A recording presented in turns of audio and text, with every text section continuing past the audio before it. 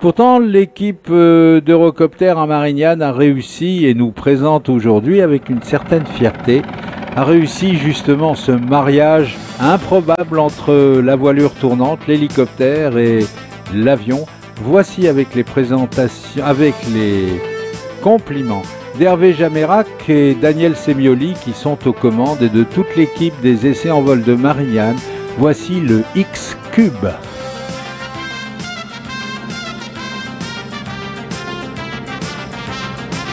One of the major innovations presented at the air show this year from Eurocopter, the aircraft which goes by the technical name of the 367Z, is a demonstrator for hybrid helicopter technology, better known by its name, the X-Cube. It's presented for us today by test pilots from Eurocopter, Hervé Jamérac and Daniel Semioli. Alors le X-Cube est un hélicoptère en ce sens qu'il a, vous le voyez, sur le toit de la cellule, eh ben, il y a un rotor. C'est un grand rotor à 5 pales, tout à fait classique finalement. Et puis dans la cellule proprement dite, qui dérive de celle d'un hélicoptère Dauphin bien connu, il y a deux moteurs très puissants qui sont les turbines du NH90, donc c'est un bimoteur. Et de part et d'autre de la cellule, vous pouvez distinguer des moignons d'ailes, des petites ailes, et tout au bout de ces ailes, eh bien, vous avez deux hélices tractrices. Ça veut dire quoi? Ça veut dire que ces trois hélices, le rotor sur le toit et les deux hélices en bout d'aile, sont alimentées par évidemment la puissance délivrée par les deux moteurs à travers une boîte de transmission qui est un véritable chef-d'œuvre au plan technique, qui renvoie la puissance vers ces trois utilisateurs. Et ça se passe de la manière suivante. Là, par exemple, on est en hélicoptère, on est arrêté. Le rotor assure la sustentation. Et donc, on est dans le cas d'un hélicoptère à peu près normal. Pour pivoter sur place, on fait varier la traction des hélices qui sont au bout des moignons d'ailes. C'est différent d'un hélicoptère normal où ça se fait normalement par le rotor de queue. Donc ça, c'est déjà une différence et il a fallu le mettre au point. Mais maintenant, regardez ce qui se passe. On va accélérer. On accélère d'abord un peu à la manière d'un hélicoptère et puis tout doucement, Hervé Jamérac donne du pas aux hélices, envoie de la puissance dans les hélices qui se trouvent au bout des moignons d'ailes et on accélère là pour prendre de l'altitude. Les hélices deviennent quasiment majoritaire et lorsqu'on va vers des vitesses élevées au-delà de 130-140 km/h, le rotor pratiquement ne sert plus à grand chose. Le rotor est mis à plat, le rotor ne traîne pas ou disons le moins possible et ce sont les ailes qui assurent le plus important de la portance. Donc on est devenu un avion. C'est pas simple à faire, ce mélange des gens, et ils l'ont réussi de toute évidence vu la manière dont vole le X-Cube.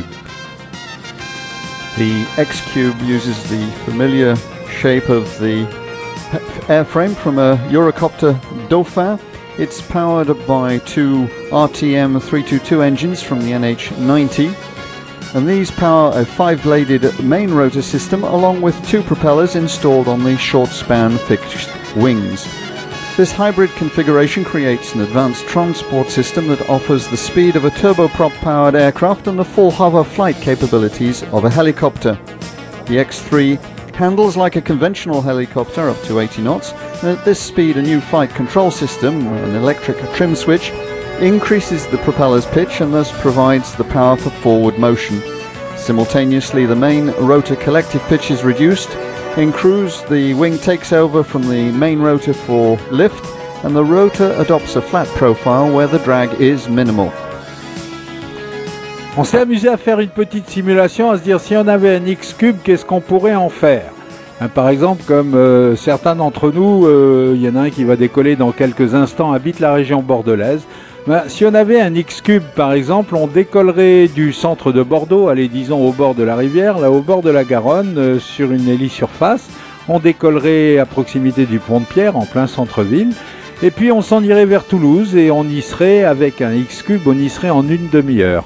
Et on se poserait bien évidemment, sinon place du Capitole, parce qu'il y a souvent du monde sur la place, mais on pourrait se poser en pleine ville sur une hélisurface.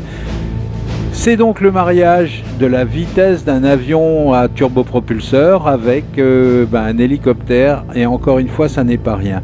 Le X-Cube a très récemment battu son propre record de vitesse en atteignant sur la base d'Istres, sur la base d'essai d'Istres, en atteignant la vitesse de 430 km/h. Pour un hélicoptère, ça fait partie du domaine de l'impossible, mais là c'est plus un hélicoptère. Alors comment est-ce qu'on doit l'appeler? Un hybride, un composite? Pour l'instant on l'appelle un X-Cube.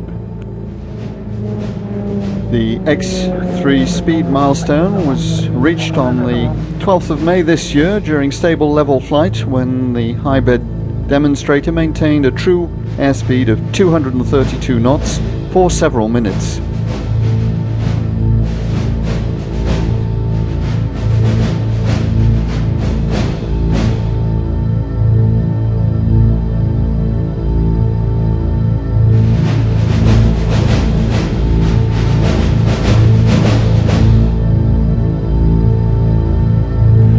Il y a un petit garçon qui est perdu, qui a été retrouvé.